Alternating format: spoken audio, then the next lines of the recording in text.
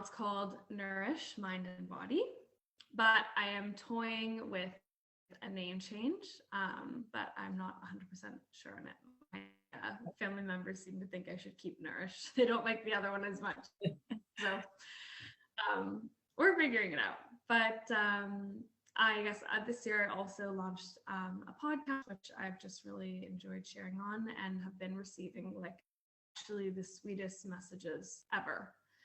And I've just been so happy about that. And I hope that I can interview you on it, Cheryl. So oh my gosh, I would love that. What's the name of the podcast? The podcast is called Soul Equals Full. And it talks a bit about like I guess mind body wellness in a holistic way, so talking about movement, talking about nutrition and fuel, and then also talking about mindset and like the way you approach your life and the ability that you have to control your thoughts and how it affects your experience of life. And I talk about these three things, I guess, as I talk my own experiences and like how I work through it and what's been helpful for me and what's come up for me. Because I guess after 3 years of doing the work, you really start to notice a lot of differences. So yeah, that's been really great. And I also said on my podcast episodes once that I would really like to be a coach. Like when I'm ready to transition into that, like a cross between across, I guess, like a life coach and a nutrition coach, because that's just like my other passion. And actually, I had someone reach out to me from that, and now I have my first. I haven't told you, Cheryl, but I have my first client. So I've been working with her now for a few weeks. Yeah, and it's been so fun, and I've been just having the best time ever, and it really does, I guess, feel like my calling. So I'm really happy. Oh my goodness, that is so cool. Okay, because I was just going to say, now the sun is coming in, so I don't know if you can see me. I've just been blinded by all that good news and the light. What? You're coaching now? That's so incredible. Because I was just I'm creating a coaching certification, so you'll have to come and do it. Oh my gosh, I absolutely will. That'd be so cool. That'd be so cool. But you know, I just love everything that you're saying and how beautifully aligned it all is. And I didn't even know you had a podcast, so that's new too. But you'll have to give me the link so I can put it in the post it with this interview. But I just remember, like, I just love the journey that you've been on, and it has.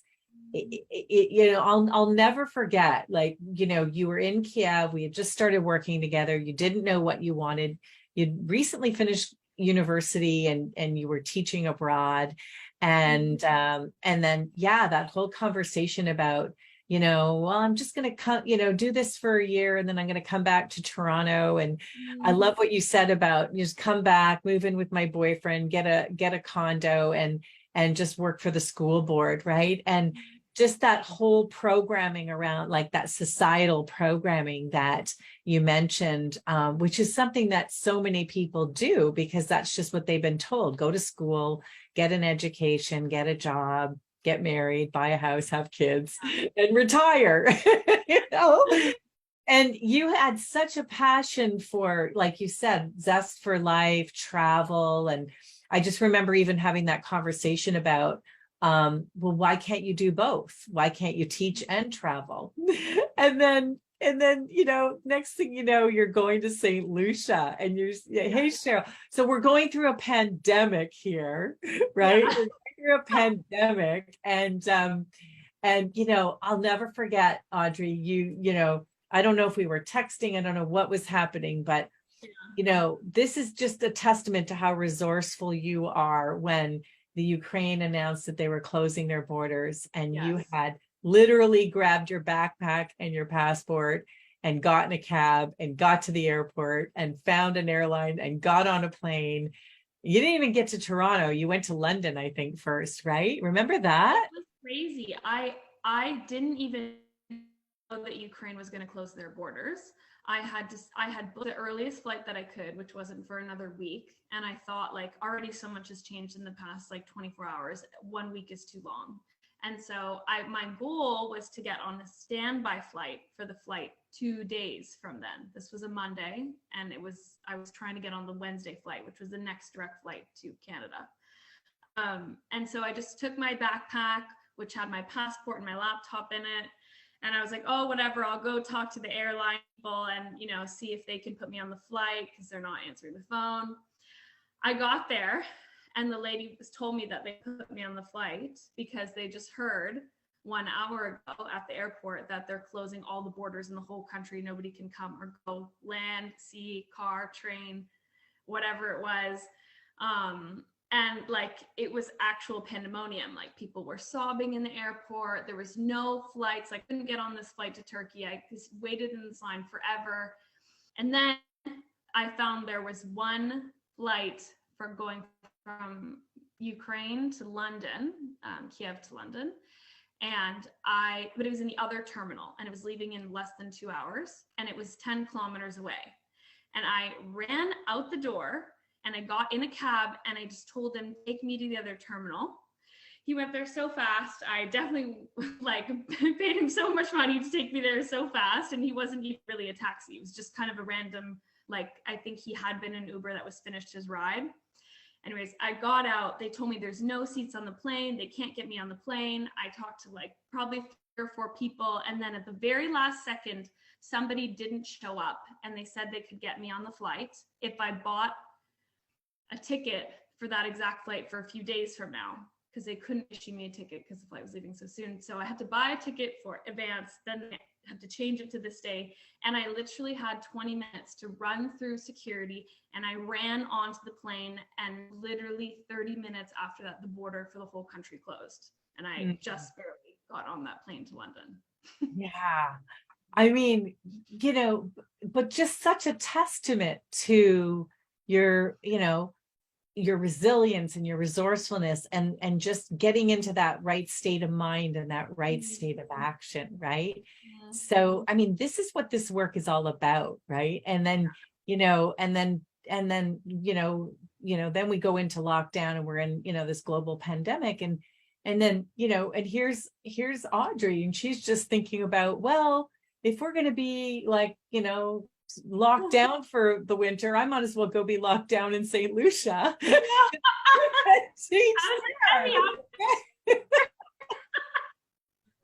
And I'm sitting over here in Toronto freezing my butt off and I'm like, this girl's got it, she's got it figured out. She's got it figured out. Yeah, it worked out well for me, I guess you could say. I just went online and I looked up under my university's job search for teaching jobs, and I saw this one. And I didn't even think I was going to get an interview because half of the job I wasn't qualified for. And then I magically got an interview, and then at the end of the interview, they're like, "Wow, this is so great! We would love to have you." And I was like, "What?" So I was super excited, and I just had the best time ever. I loved it. Wow. So yeah, so think about it. Here's where I was, before I started the coaching, and let's talk all the things that have happened. How has this work helped you to get from where you were to where you are now? I think it's really over the years, and working through this stuff has really brought up a lot of I guess my own beliefs that I just didn't even know there, and my own perception of what I'm capable of doing.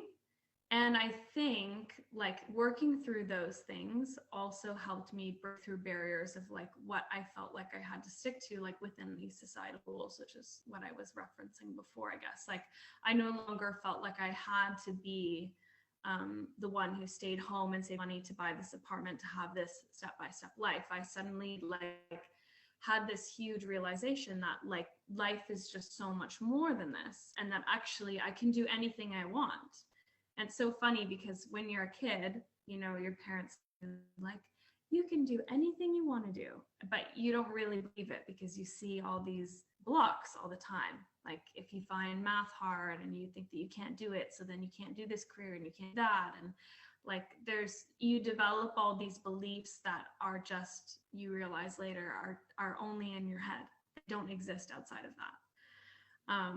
And so Wow. I think like being able to break through that, like that's when I first came up with the idea of the app, because I was like, I am meant for more than this. And I like went through this whole thing and I was like, what am I going to do? Like, I can do anything. Like, what do I really care about? I want to do this. I want to do this. I'm designing this. And then that day I wrote down everything. I like started sketching out the app. I spent months and months working on it. I'm like trying to contact all these people I know to get a developer trust when I don't know anyone in the industry. And yeah, Oh, that's what really pushed it all. oh my gosh. I can do anything I want. Yeah. Like Yeah. to feel that energy when you say that, right? Yes. Like when you get when you get to that place where you have that realization, Yeah. I can do anything I want, anything Yes. I desire. It's in there. Yes. In there. And I love it when we were thinking of like, what's the title of this interview? And you said, uncovering the hidden treasures. Like it's Yes. always been in there. It's Yeah. always been in there.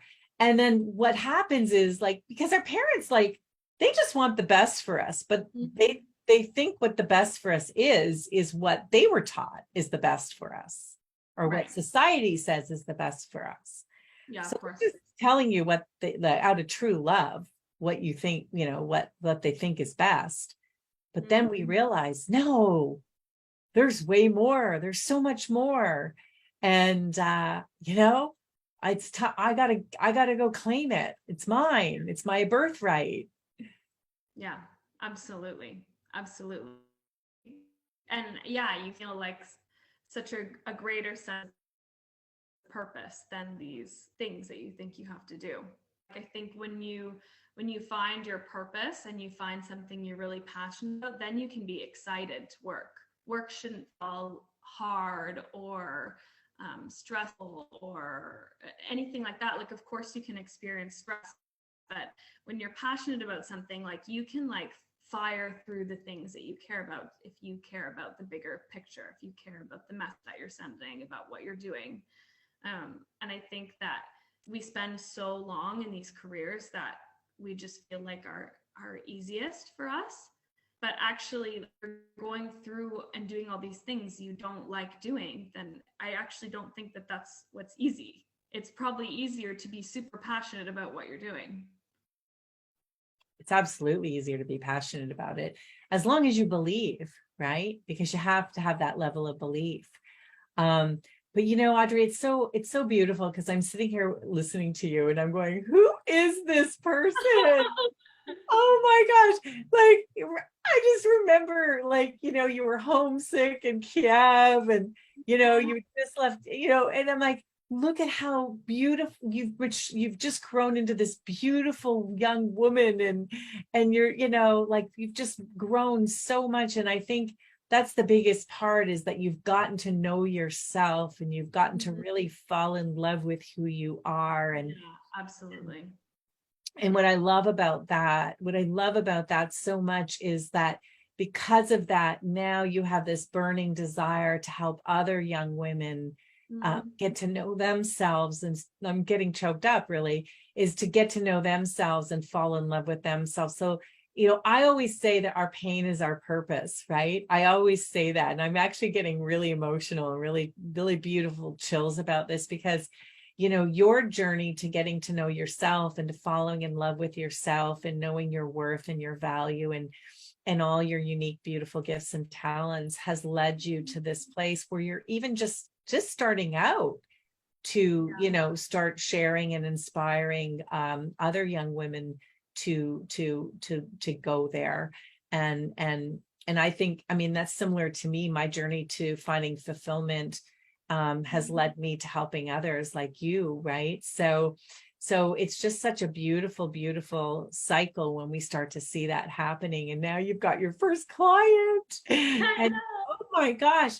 I mean, and so like you said, like when you start really getting into alignment with who you are, with what you're passionate about, with what you're meant to be doing in this world, it just becomes easier, right? Because there's no internal conflict. You're not resisting what's going on within you. You're just so in alignment with your strengths, values, purpose, and passion. And it's just so beautiful. And now because of that, all these amazing things are happening. You're getting promotions, you're developing apps, you've got a podcast. Now you're starting to coach other people. And oh my gosh, like who knows, right? I mean, that's just within the span of a couple of years. Like what else is possible? I mean, and what I love about what you're saying is this is why I love it when younger people do this work, because a lot of people come to coaching like in their 40s and 50s because they hate their lives. They're not happy. It's not what they thought it would be. But when you do this work in your 20s, you save yourself all that angst, right? All that angst and all that pain, because you get off to the beginning, start life on the right track instead of, going off track and then having to find your way back. Absolutely. Yeah. I think that everybody's on a little bit of like, I guess they're a different path, their own path, but I personally just like refuse to not love what I'm doing. That's just the most important thing to me. It's a non-negotiable. Yeah. And I don't want to be like 80 looking back thinking like, why did I spend all those years doing something that I just felt meh? So I think if things just feel meh, then it's just that's the answer. It's no. So how did the program help you make those shifts? Oh gosh, the program was super helpful for me. I think like a lot of things that came up for me initially were obviously when we initially started working together and we started having the coaching sessions, and then later when I circled to thinking into results with you, that's when I think I came back to it, because I had just had that realization about my like purpose in life, about my business. I was like, oh my God, I got all this stuff. And I was like, I need to do it. And how am I going to do it all? And I just knew that I need to do it. And I needed someone to help me get it out there. And so I came to you, we had this amazing call. I was like, this is so great. And I think what really helped me is it pushed me through a lot of the things that were quite challenging for me and it helped me continue to show up for myself, because I knew like, I'm going to come into these meetings and I'm going to present it. And, obviously when you're creating something new, it sometimes like, I think your subconscious mind doesn't necessarily see you as this person yet when you start. And the more that you do it, the more that you realize this is part of who I am. And I think you go through phases at the beginning where you're like, you get a bit scared. You feel like, I don't know if this is the right thing. Am I putting all this energy into something that's not for me? And you have all these beliefs because you don't realize it's really because you're scared and you don't know if you can do it. And I think like having the accountability, like when I came to this meeting and said, this is what I'm doing, it helped like reaffirm A, that this is who I am, that this is what I'm working on, and B, that I was able to work through things to bring them forward, so that when I showed up in this meeting, I was showing up for not just myself and my passion, but for everyone else in the group and for you. And then I think like some things like building the website, that was way harder than I thought it was going to be. I thought it was going to be easy. I watched those advertisements for Wix. I'm like, oh yeah, it looks like PowerPoint, drag and drop stuff. No, it was way harder. And I think honestly, having these calls was so helpful, because like, I was like trying to figure it out, because I was like, next week I'm going to come on the call and Cheryl's going to say like, how's the website going? And I better have figured some stuff out by then. So yeah. You really touched on something that I think is so important too, is that, showing up to the calls and being in the energy of the group and, having the support of the group, because whenever we start, whenever we have a big idea and we start to move towards it, our fears, our doubts, our limiting beliefs are going to pop up, and we kind of go into a bit of that imposter syndrome. And what I like what you said about that was like feeling like a bit of an imposter, like, but then as you do the work and as you start to make the internal shifts, you start to shift your self-image, right? And then all of a sudden one day you just are this person that you wanted to be, because you really were that person all along. It's just all the stuff that blocks us from tapping into him or her. So that, but also just like having the support of people in the group that believe in you when you can't believe in yourself. Can you tell us a little bit about that? Absolutely. I felt like also, well, I remember, oh my gosh, I almost forgot about this, but I had one day that was so bad and I started like crying on the call. I was crying. I was like, I don't know if I can do this. I can't even like fix it myself. Like all this stuff. And everyone in the group was so supportive, sent like the nicest messages. They were like, this is why you're doing this, so that you can help other people with this exact issue that you're working through. You've gotten this far and you can keep going. And like, it really helped me like also with like the bounce back rate. Like, so instead of dwelling in this upset, like if I didn't have a call that day, I don't know how long I would have been upset. I don't know how long I would have had these, rumoring thoughts, but I had the call that day and I wasn't really saying much. And then I think you asked me like how I was doing, and I started talking, and then as I started talking, I started crying, and then we started to work through it. And I think that it surfaced what was already sort of going on a lot. And I think that day was so helpful. Every day is helpful, but I think like in those moments are the moments where you like notice it a lot. And I think also, like, obviously there are days when you have lows and days when you have highs, but there are also a lot of days that are just sort of in the middle and you feel like, oh, okay, whatever. And then when you get on the call with the group, and I remember feeling the same when you and I had our one-on-ones, because your energy is so good. And so I would show up to our one-on-ones, and like my whole day sometimes could actually be like, and then I'm like, I'm the call Cheryl today. Like, I gotta get all this stuff. And my mom would be like, okay. Wow. Like, and then when I show up in the group and the energy's so good and everybody's supporting each other and they're saying all these things and they're celebrating their wins and Cheryl's welcoming people, Cheryl's playing music, like that really, I think, like raises the vibration. And then after the call, you're like, oh my gosh, I got all this stuff to do. And you feel motivated and you want to get doing it because the energy is just so good. It really set you up. Yeah, being in the energy is like, sometimes it's hard for people to understand when you say, oh, well, just being in my energy is going to help you. And they're like, what? No, like I need concrete, like, instructions and tools and stuff. Like, no, because what it does is it just shifts your vibration. When you shift your vibration, you shift, your thoughts, but your thoughts are more positive. You're feeling more positive, and that's just going to move you into inspired action. And that's just going to get you to where you want to go. So being in the energy of this work, being in the energy, being in my energy, being in the energy of the group, all people that are moving towards their big, beautiful, bold dreams, is just so contagious. And we don't always have that in our current worlds. Like we don't have that sometimes in our families or in our friends and our people around us. And so we need to have that space to come to, and then having that checking in twice a week is what keeps you in the right state of action, in the right state of mind, and the right state of action, right? So so I love that, how you're all tying that together. What do you want to tell people who are thinking about doing this work? Oh my gosh. I guess if I was to think of like if it was a friend or someone that I knew that was a little bit on the fence, I guess I would probably ask them like how they're feeling in their life, and is it really how they want to feel or where they want to be, and like is there like something greater for you, because there probably is.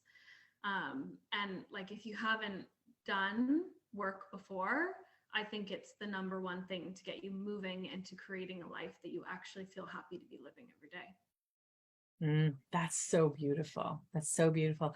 Audrey, like I'm going to tell you, like, I'm a little speechless right now, which doesn't happen very often for me, as you know. As you know, my heart is like exploding with joy.